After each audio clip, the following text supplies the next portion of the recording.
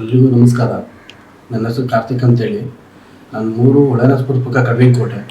ನಾನು ಪ್ರಜ್ವಲ್ ರೇವಣ್ಣ ಫ್ಯಾಮಿಲಿಗೆ ಮತ್ತು ಪ್ರಜ್ವಲ್ ರೇವಣ್ಣವ್ರಿಗೆ 15 ವರ್ಷದಿಂದ ಡ್ರೈವರಾಗಿ ಕೆಲಸ ಮಾಡ್ತಾ ಇರ್ತೀನಿ. ಈಗ 1 ವರ್ಷದಿಂದ ನಾನು ಅಲ್ಲಿ ಕೆಲಸ ಬಿಟ್ಟಿರ್ತೀನಿ. ಏನು ಬಿಟ್ಟ ಕಾರಣ ಏನಂತಾರೆ, ಇದೇ ಮಾಧ್ಯಮದಲ್ಲೆಲ್ಲ ಬೆತ್ತರಿಸಾಗಿದೆ. ನನ್ನ ಮೇಲೆ ಆಗಿರ್ತಕ್ಕಂಥ ಜಮೀನನ್ನ ಬರ್ಸ್ಕೊಂಡು ನನ್ನ ಹೆಂಡತಿಗೆಲ್ಲ ಹೊಡೆದು ಹಿಂಸೆ ಕೊಟ್ಟು ನನಗೂ ಮಾನಸಿಕವಾಗಿ ಹಲ್ಲೆ ಮಾಡಿ ನಮ್ಮ ಜಮೀನನ್ನ ಬರ್ಸ್ಕೊಂಡಿರ್ತಾರೆ. ಹಂಗಾಗಿ ನಾನು ಅವ್ರ ಮನೆಯಿಂದ ಹೊರಗಡೆ ಬಂದ ಮೇಲೆ ನಾನು ಕೇಸ್ ಹಾಕ್ಲಿಕ್ಕೆ ಅಂತೇಳಿ ಹೋರಾಟ ಮಾಡ್ತಾ ಇರ್ತೀನಿ. ಹಂಗಾಗಿ ನನಗೆ ದೇವರಾಜೇಗೌಡರು ಇವ್ರ ವಿರುದ್ಧ ಹೋರಾಟ ಮಾಡ್ತಾ ಇರ್ತಾರೆ. BJP ಮುಖಂಡರಾದಂಥ ದೇವರಾಜೇಗೌಡರು ಹೊಳೆನರಸೀಪುರದಲ್ಲಿ BJP ಕ್ಯಾಂಡಿಡೇಟ್ ಆಗಿ ನಿಂತ್ಕೊಂಡಿರ್ತಾರೆ. ಹಂಗಾಗಿ ಇವ್ರ ಫ್ಯಾಮಿಲಿ ವಿರುದ್ಧ ಹೋರಾಟ ಮಾಡ್ತಾ ಇರ್ತಾರೆ. ನನಗೆ ಬೇರೆ ಯಾರಿಂದಲೂ ನ್ಯಾಯ ಸಿಗಲ್ಲ ಅಂತ ತಿಳ್ಕೊಂಡು ನಾನು ಇವ್ರ ಹತ್ರ ಹೋಗ್ಬಿಟ್ಟು ನನ್ನ ಕಷ್ಟ ಎಲ್ಲ ಹೇಳ್ಕೊಂತೀನಿ. ಅದಕ್ಕೆ ಅವರಿದ್ದವರು, ನಿನಗೆ ಏನಾಗಿದೆ ನೋವು, ನೀನೇನು ಕಳ್ಕೊಂಡಿದ್ದೆ, ಪ್ರತಿಯೊಂದು ನಾನು ನಿನಗೆ ನ್ಯಾಯ ತೋರಿಸೋಂಥ ಕೆಲಸ ಮಾಡ್ಕೊಡ್ತೀನಿ ಅಂತೇಳಿ ನನಗೆ ಹೇಳಿರ್ತಾರೆ. ಅದು ನಂಬಿ ಅವ್ರ ಹತ್ರ ಹೋಗಿ ನಾನೆಲ್ಲ ಹೇಳ್ಕೊತೀನಿ.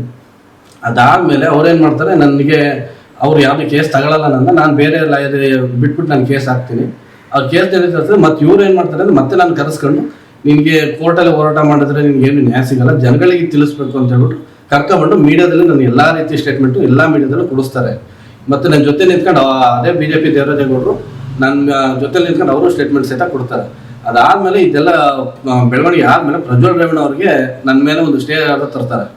ಇವರು ಯಾವುದೇ ರೀತಿ ಒಂದು ಫೋಟೋ ಆಗಲಿ ವಿಡಿಯೋ ಆಗಲಿ ರಿಲೀಸ್ ಮಾಡಬಾರ್ದು, ಅಶ್ಲೀಲವಾಗಿರೋದು ಅಂತ ಹೇಳ್ಬಿಟ್ಟು ಪ್ರಜ್ವಲ್ ರೇವಣ್ಣ ನನ್ನ ವಿರುದ್ಧ ಸ್ಟೇ ತರ್ತಾರೆ.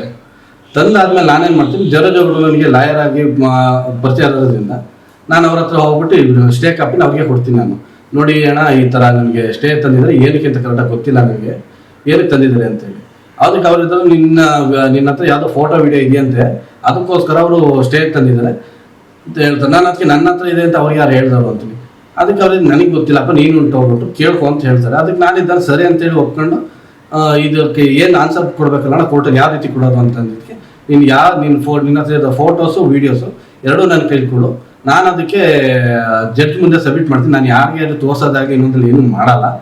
ಜಡ್ಜ್ ಮುಂದೆ ಕೊಟ್ಟರೆ ನಿನಗೆ ಸ್ಟೇ ವೇಕೇಟ್ ಮಾಡೋದಕ್ಕೆ ನಿನಗೇನು ಕಾನ್ ರೀತಿ ತುಡುಕಾಗ್ದಾರೆ ನಾನು ನೋಡ್ಕೊಳ್ತೀನಿ ಅಂತೇಳಿ ಇದೇ BJP ಅಭ್ಯರ್ಥಿ ದೇವರಾಜೇಗೌಡ ಅವರು ಹೇಳಿರ್ತಾರೆ ನನಗೆ. ಅವ್ರು ನಂಬಿ ನಾನೇನು ಮಾಡ್ತೀನಿ, ನನ್ನ ಹತ್ರ ಇದ್ದಂಥ ಒಂದು ಕಾಪಿನ ಅವ್ರಿಗೆ ಕೊಡ್ತೀನಿ. ಅವ್ರು ಅದನ್ನು ಯೂಸ್ ಮಾಡ್ಕೊಂಡು, ಅವ್ರು ಸ್ವಾರ್ಥಕ್ಕೆ ಯೂಸ್ ಮಾಡ್ಕೊಂಡ್ರು ಏನಕ್ಕೆ ಯೂಸ್ ಮಾಡ್ಕೊಂಡು ನನಗಂತೂ ಗೊತ್ತಿಲ್ಲ. ಕೊಟ್ಬಿಟ್ಟು ನಾನು ವಕಾಲತಿಗೆಲ್ಲ ಸೈನ್ ಮಾಡಿಬಿಟ್ಟು ಕೇಸನ್ನ ಮೂವ್ ಮಾಡಿ ಅಂತ ಹೇಳ್ಬಿಟ್ಟು ಬರ್ತೀನಿ. ಅವ್ರೇನು ಮಾಡ್ತಾರೆ, ಕೇಸ್ನೇ ಮೂವ್ ಮಾಡಿರೋದಿಲ್ಲ, ಹಂಗೆ ಇರುತ್ತೆ. ಇನ್ನೊಂದು ತಿಂಗಳಾದ್ಮೇಲೆ ನಾನು ಮತ್ತೆ ಹೋಗಿ ಕೇಳ್ತೀನಿ, ಏನಾಯ್ತಣ್ಣ ಇದು ಕೇಸು ಅಂತ ಹೇಳ್ಬಿಟ್ಟು ಕೇಳ್ತೀನಿ. ಅದಕ್ಕೆ ಅವರಿದ್ದರು, ಇಲ್ಲ ಇದು ಸದ್ಯಕ್ಕೆ ಹೀಗೆ ಮಾಡೋಕ್ಕಾಗಲ್ಲ, ಮುಂದೆ ನೆಕ್ಸ್ಟ್ ಸ್ಟೆಪ್ ನೋಡೋಣ, ಒಂದು ಸ್ವಲ್ಪ ದಿವಸ ವೆಯ್ಟ್ ಮಾಡೋಣ ಅಂತ ಹೇಳ್ಬಿಟ್ಟು ಹೇಳ್ತಾರೆ. ಅಂತ ಹೇಳಿದ್ಮೇಲೆ ನಾನು ಹಂಗೆ ಸರಿ ಅಂತ ಸುಮ್ಮನೆ ಹಾಕ್ತೀನಿ. ನಾನು ಮತ್ತೇನು ಇದು ಮಾಡೋಕ್ಕೆ ಹೋಗಲ್ಲ ಅವ್ರ ಹತ್ರ. ಮತ್ತೆ ನಾನು ಅವ್ರ ಹತ್ರ ಏನು ಕಾಪಿ ಕೊಟ್ಟಿರ್ತೀನಿ ಅದು ಆ ಕಾಪಿ ಅವರೇ ಇಟ್ಕೊಂತಾರೆ. ಮತ್ತೆ ಕೇಳ್ತೀನಿ ನಾನು, ಇಲ್ಲ ಇದು ಕೋರ್ಟಿಗೆ ಸಬ್ಮಿಟ್ ಮಾಡಬೇಕು, ನನ್ನ ಹತ್ರ ಇರಲಿ ಬಿಡು ಅಂತ ಹೇಳ್ತಾರೆ. ನಾನು ಮತ್ತೆ ಕೇಳಕ್ಕೆ ಹೋಗಲ್ಲ. ಈಗ ಮೊನ್ನೆ ಅವರೇ ಮತ್ತೆ ಪ್ರೆಸ್ ಮೀಟ್ ಮಾಡಿಬಿಟ್ಟು ಈಗ ಒಂದು 6 ತಿಂಗಳು ಮತ್ತೆ ಅವರೇ ಪ್ರೆಸ್ ಮೀಟ್ ಮಾಡ್ತಾರೆ. ಇವ್ರದ್ದು ರೇವಣ್ಣ ಫ್ಯಾಮಿಲಿದು ಡಿಸ್ಟ್ರಿಬ್ಯೂಟ್ ಏನೋ ಜಗಳ ಆಗುತ್ತೆ. ಅವಾಗ ಹೇಳ್ತಾರೆ ಇವರೇನೆ, ನಾನು NR ಸರ್ಕಲ್ LED TV ಹಾಕಿ ಎಕ್ಸ್ಪೋಸ್ ಮಾಡ್ತೀನಿ, ನಿಮ್ದೆಲ್ಲರೂ ಜಾತಕನ ರಾತ್ರಿಲೆಲ್ಲ ತೆಗಿತೀನಿ ಅಂತ ಹೇಳ್ತಾರೆ. ಅವಾಗ ನಾನು ಕೇಳ್ತೀನಿ ಅವ್ರನ್ನ, ಮತ್ತೆ ಯಾಕಣ್ಣ ಈ ಥರ ಮಾಡಿದ್ವಿ ಅಂತೇಳಿ. ಅದಕ್ಕೆ ಅವ್ರಿಗೆ ನಿನಗಿದ್ರು ಸಂಬಂಧ ಇಲ್ಲ, ಸುಮ್ಮನೆ ಇರು ಅಂತ ಹೇಳ್ಬಿಟ್ಟು ಇದೇ BJP ಮುಖಂಡರಾದಂಥ ದೇವರಾಜೇಗೌಡರು ಹೇಳ್ತಾರೆ. ಇವ್ರು ಹೇಳಾದ್ಮೇಲೆ ನಾನು ಸುಮ್ಮನೆ ಆಗ್ತೀನಿ. ಅದಾದಮೇಲೆ ಪ್ರಜ್ವಲ್ ರೇವಣ್ಣ ಅವ್ರಿಗೆ ಟಿಕೆಟ್ ಕೊಡಬಾರ್ದು ಅಂತ ಹೇಳ್ಬಿಟ್ಟು ಇವರೇ ಅವರ BJP ಮುಖಂಡರು ಹೈಕಮಾಂಡ್ಗೆ ಇವರೇ ಲೆಟ್ರ್ ಬರೆದಿರ್ತಾರೆ. ಬರೆದ ಕಾಪಿನೂ ನನಗೆ ಕಳಿಸ್ತಾರೆ, ಯಾರ್ಯಾರಿಗೆ ಬರೆದಿದ್ದೀನಿ ಅಂತ ಹೇಳ್ಬಿಟ್ಟು. ನೋಡಿ ಇಂಥವ್ರಿಗೆಲ್ಲ ಬರೆದಾಕಿದ್ದೀನಿ, ನೋಡು ನೀ ಕೋರ್ಟಲ್ಲಿ ನ್ಯಾಯ ಸಿಗಲಿಲ್ಲ ಅಂತಂದ್ರೆ ಈ ಥರ ಎಲ್ಲರೂ ನ್ಯಾಯ ಸಿಗುತ್ತೆ ಅಂತ ಹೇಳ್ಬಿಟ್ಟು ಹೇಳ್ತಾರೆ. ಅದಕ್ಕೆ ಪೋಸ್ಟಲ್ಲಿ ಹಾಕಿರೋದೆಲ್ಲ ತೋರಿಸ್ತಾರೆ ನನಗೆ. ಸರಿ ಅಂದ್ಬಿಟ್ಟು ನಾನು ಹೆಂಗಾದ್ರೂ ಸರಿ ನಂಗೆ ನ್ಯಾಯ ಸಿಕ್ಕಿದ್ರೆ ಸಾಕು ಅಂದ್ಬಿಟ್ಟು ನಾನು ಸುಮ್ಮನೆ ಆಗ್ತೀನಿ. ಈಗ ಮೊನ್ನೆ ಅವರೇ ಮತ್ತೆ ಪ್ರೆಸ್ ಮೀಟ್ ಮಾಡಿಬಿಟ್ಟು, ನೀವು ಪೆನ್ ಡ್ರೈವು ಹಗರಣ ಆದಮೇಲೆ ನಾನು ಅವ್ರನ್ನ ಹತ್ರ ಕಾಂಟ್ಯಾಕ್ಟ್ ಮಾಡ್ತೀನಿ, ಬಟ್ ಅವ್ರನ್ನ ಕಾಂಟ್ಯಾಕ್ಟ್ ಸಿಗಲ್ಲ. ಮತ್ತು ಅವರ ಈ ಪೆನ್ ಡ್ರೈವ್ನ ಕಾರ್ತಿಕ್ ಬಂದುಬಿಟ್ಟು ನನಗೆ ಕೊಟ್ಟ, ಮತ್ತು ನಾನು ಬರೋಕ್ಕಿಂತ ಮುಂಚೆನೇ ಕಾಂಗ್ರೆಸ್ ಮುಖಂಡರಿಗೆಲ್ಲ ಕೊಟ್ಟಿದ್ದೀನಿ ಅಂತ ಹೇಳ್ಬಿಟ್ಟು ಸುಳ್ಳು ಅಪಾದನೆಲ್ಲ ಮಾಡ್ತಾವ್ರೆ.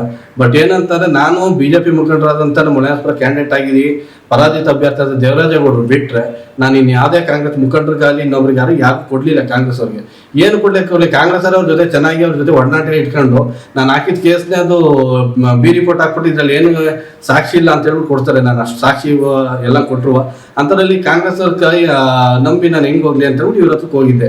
ಬಟ್ ಇವರು ಇದೇ ಥರ ಮೋಸ ಮಾಡಿದ್ರು ನನಗೆ. ಈಗ ಮೊನ್ನೆ ನಡೀತಾರ ವಿದ್ಯಮಾನ ಏನಂತಾನೆ, ಇವ್ರು ಬಂದ್ಬಿಟ್ಟು ಪೆಂಡ್ರವ್ ಇವರೇ ಹಂಚಿದ್ರು, ಇನ್ನೊಬ್ರು ಕೊಟ್ಟು ಹಂಚ್ಕೊಂಡ್ರು, BJP ಹಂಚ್ಕೊಂಡವ್ರು ನನಗೆ ಗೊತ್ತಿಲ್ಲ. ಬಟ್ ಇವ್ರು ಒಬ್ರಿಗೆ ಬಿಟ್ಟರೆ ನಾನು ಯಾರು ಕಾಪಿ ಕೊಟ್ಟಿಲ್ಲ. ಈಗ ನೋಡ್ರಿ ಅವ್ರು ಬಚಾವಾಗೋಸ್ಕರ ನನ್ನ ಮೇಲೆ ಇಲ್ದಾರ ಅಪಾದ ಹೊರಿಸ್ತಾರೆ. ಕಾಂಗ್ರೆಸ್ ಅವ್ರಿಗೆ ಕೊಟ್ಟಿದ್ದಾರೆ, ಇನ್ನೊಬ್ರಿಗೆ ಕೊಟ್ಟಿದ್ದಾರೆ. ನಾನು ಕಾಂಗ್ರೆಸ್ಸಿಗೆ ಕೊಡೋದಾಗಿರೋ ಸ್ವಾಮಿ, ನಾನು ಯಾಕೆ ನಿಮ್ಮ ಹತ್ರಕ್ಕೆ ಬರ್ತಿದ್ದೇನೆ ಕೇಳೋದಕ್ಕೆ?